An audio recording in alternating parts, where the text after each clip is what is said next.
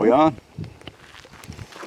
Alright, over here at the range, got the CZ Scorpion.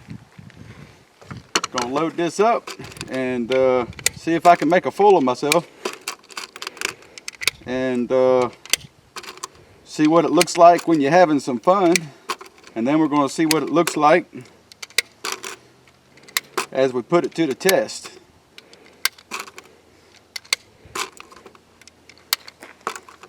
Alright, that's about all the rounds I'm allowed to have, I think. I think I'm at my limit. CZ Scorpion.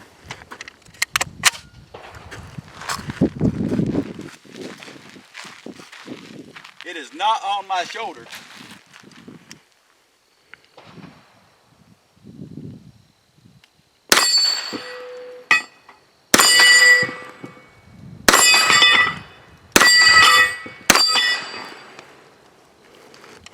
How you like that? We'll finish off over here.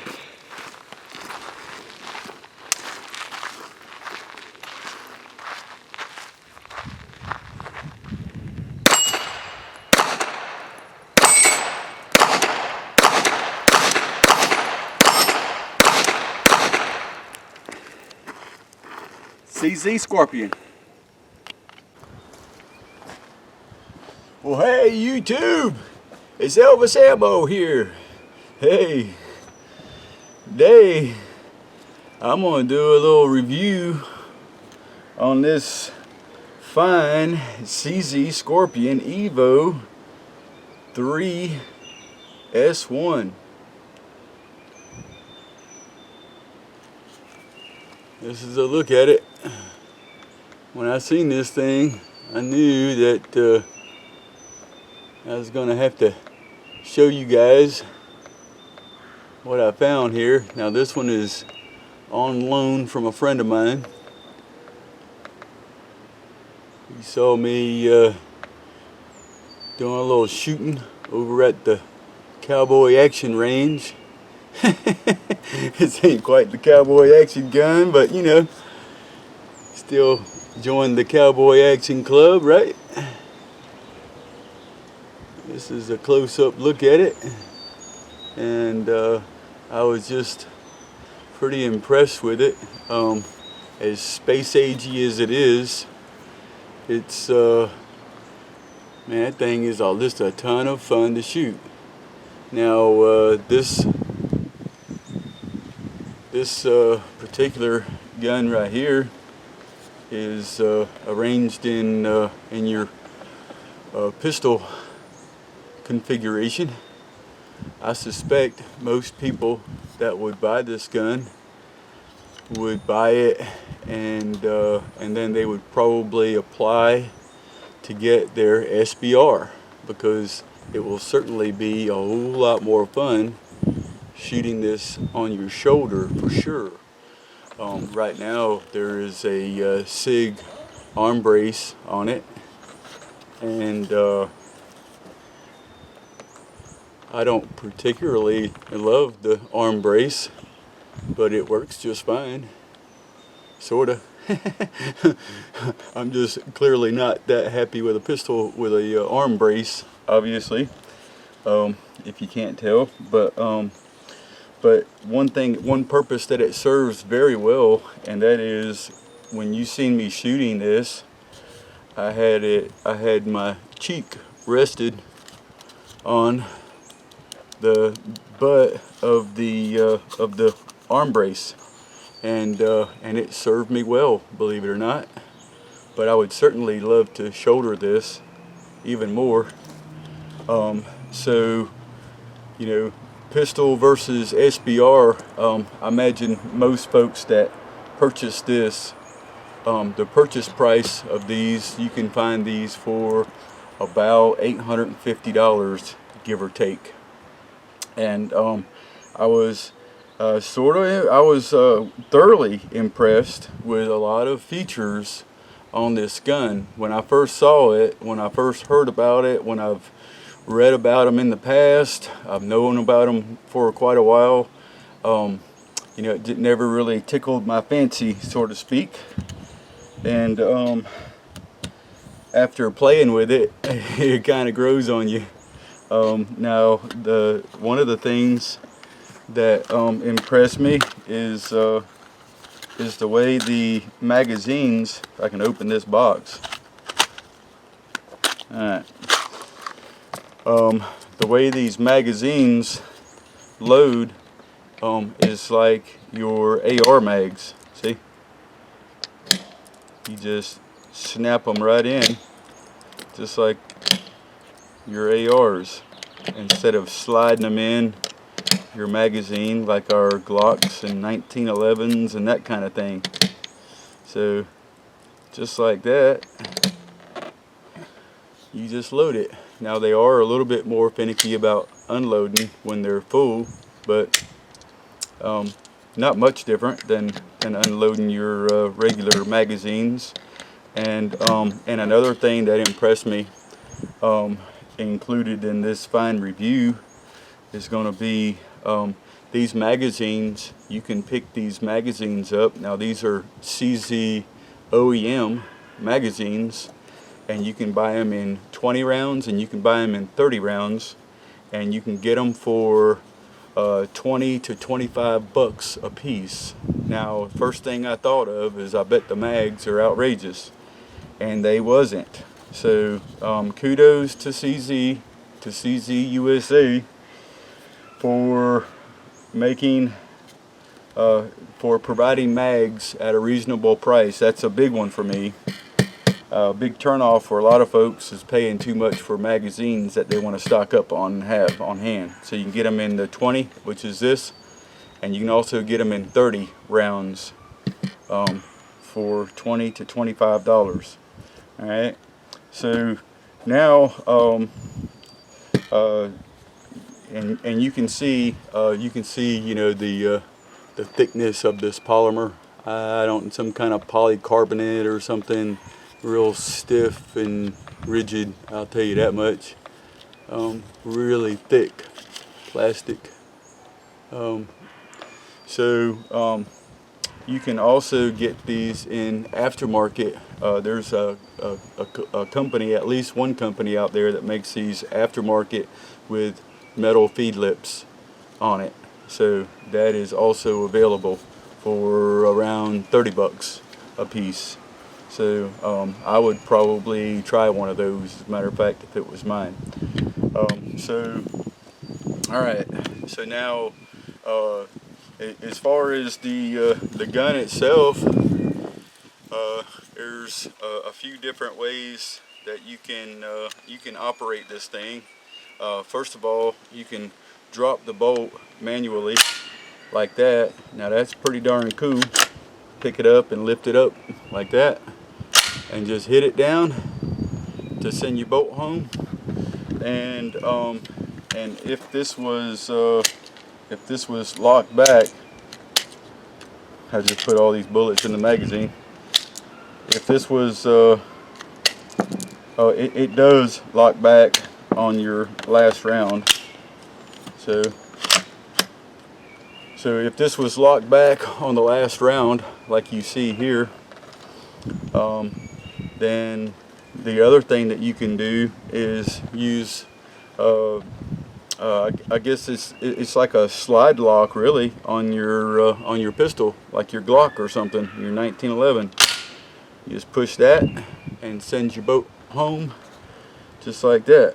Now this lever and that is, as far as I know, not ambidextrous. It's just on one side, just one side. I don't see where you could move that to the other side. So and then your sights, you have 4 different apertures that you can flip your sights to, which the sights are very well done. You can see where this was milled so that it reduces glare and all of those fine things. So very well done sights. They look like, high quality, which is a biggie for me for sights.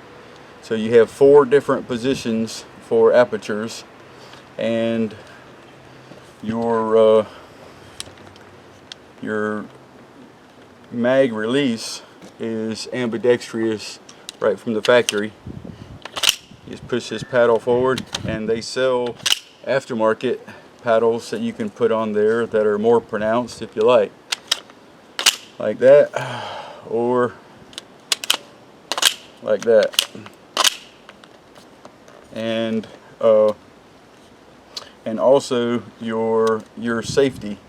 This is your safety. That's safety on, and so you can flip your safety on and off right here on either side. And I can tell you, as a lefty, that's safety off, and boy, that thing really bugs you, trying to shoot. But you can turn that around to the other side, so it shouldn't be a problem, right? And also the charge handle, you can take and switch your charge handle around to the other side. It's ambidextrous with just pulling of the pin, and push your little detent, pull the slide out, put it on the other side, and then you have the charge handle on the right side. You obviously can see this already. It has Picatinny rails just all over this thing, and it also has a forward hand stop right here so you don't move your hand past the front of the muzzle, which is really nice, and that's fully adjustable on your Picatinny rail. And your field strip. This is actually pretty darn cool. If you can believe, this thing is just really easy to field strip. You just take and push this little detent right here, pull the pin on the other side, just like you do on an AR, and pull down, and this is your trigger pack. And the trigger hammer and all of that itself is all metal in there. And so that was real easy to drop. Now to pull your bolt out, you literally just reach down in here like this and pull your bolt out. And that's a massive blowback design bolt. It don't use a buffer tube like an AR will. This is your blowback design here. All right. One thing to note that I noticed right away is that the bolt itself it almost feels like it's as heavy as the rest of the gun. So I just thought I would pull this scale out and let you see how much this thing weighs. I'm going to do this upside down.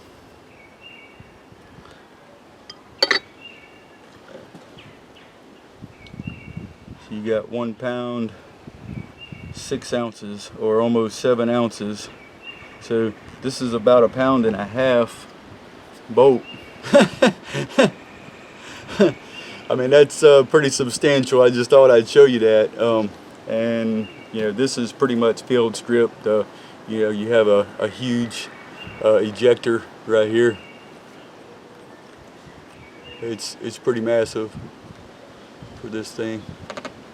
It's your ejector, and then we'll go ahead and weigh the rest of this. Now, remember, there's an arm brace on here with this tube for the arm brace.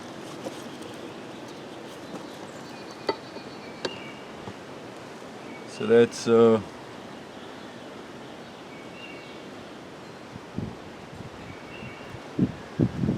little over 4 pounds. So, well, I guess we need to throw it all on there, don't we? Hey, I'll tell you what I'll do is I'll set this on there with the trigger pack.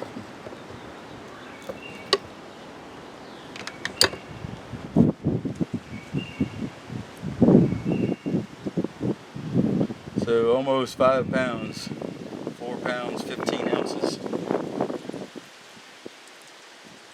And this 1.5 pounds. So 7.5 pounds altogether. Now that was with the magazine in it. But I'll tell you, it don't feel like it weighs that much. And then to reassemble, you just push this right back in like that until it locks back. It's very simple actually. Oop.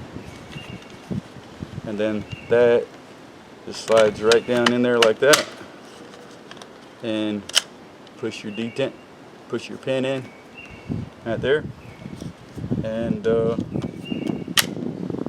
back in action.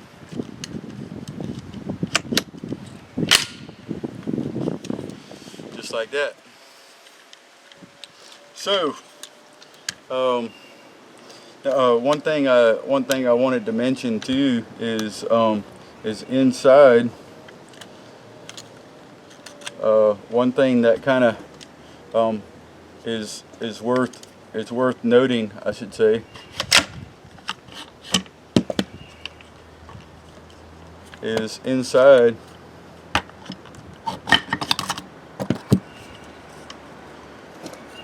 Inside this upper housing, this is just all polymer. I just thought I'd let you guys know that there is actually one little piece of metal, and I'll show it to you. I don't know if I'll be able to get it on camera or not. I'll try. But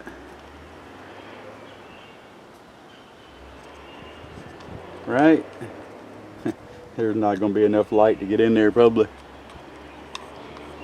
Right there where I'm pointing, there is a little piece of metal that is about 1 inch long and 1/4 inch wide. And that piece of metal that's the only piece of metal inside of this upper, besides your feed ramp and your barrel right here. All right. And that piece of metal rides right inside this little slot right here. That's it. But I will say this, I just thought I needed to tell you guys that.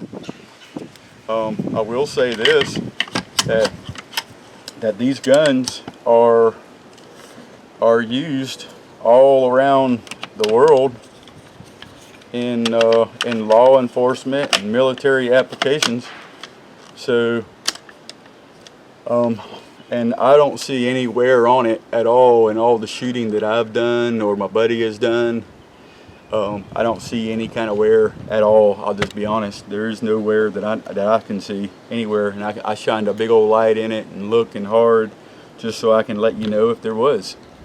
But obviously these have been out for a little while now, and so people are shooting them, and nobody has heard anything about that, being a weak point. So anywho, some interesting things about it. The mag was interesting to me, that you load it that way. And there are aftermarket things, like for instance, some people don't like this shorty charging handle, and they upgrade these. I mean, they're all over the market to do, obviously. So most of the people buying these, as a pistol, it's a little awkward for me to shoot. I'll be honest. I don't, shoot pistols like this that's configured this way. If I owned this, I would definitely SBR it, and so I could shoulder this. So anyway, so now what we'll do is we'll just kind of end this video by firing off a few rounds.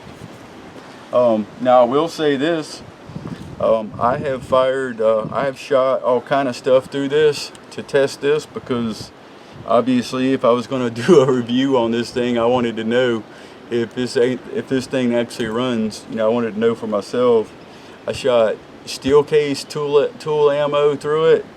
I've shot, you know, 124 grain. As a reloader's perspective, one thing that I noticed is it has a pretty generous chamber.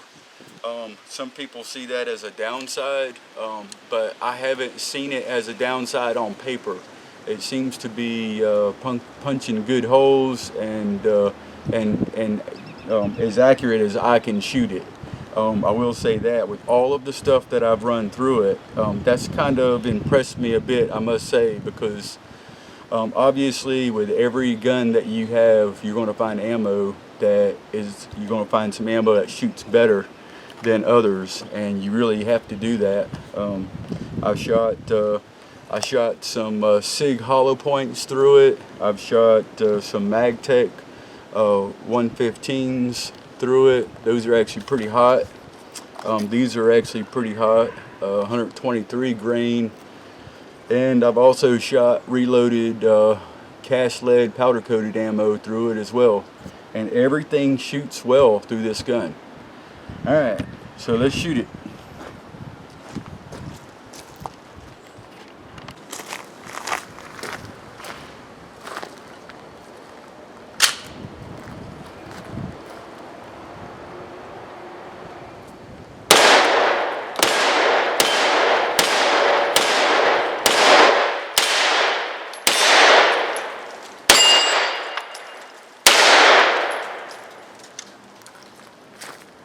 YouTube, I'll see you in the next video.